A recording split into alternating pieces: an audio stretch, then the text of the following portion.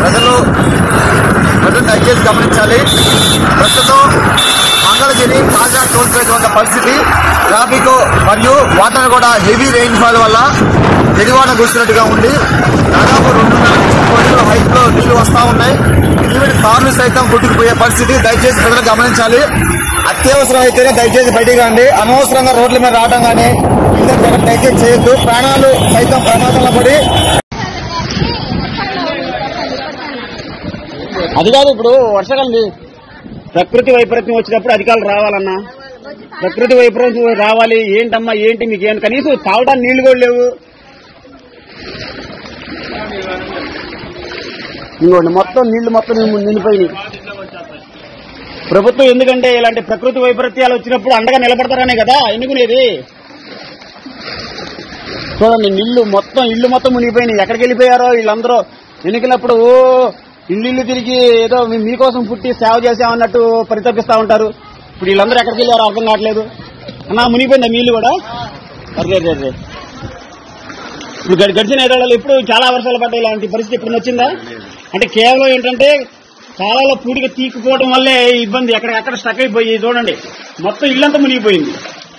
అసలు ఇది washing machine కనీసం వంట వండుకోవడానికి కూడా అవకాశం లేదు.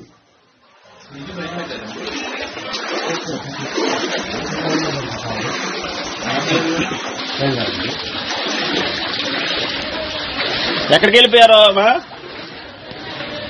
వీళ్ళందరూ, ఈ నాయకులందరూ ఎక్కడికి వెళ్ళిపోయారో, ఈ కూటమి నాయకులు ఎక్కడికి వెళ్ళిపోయారో దయచేసి తక్షణం స్పందించి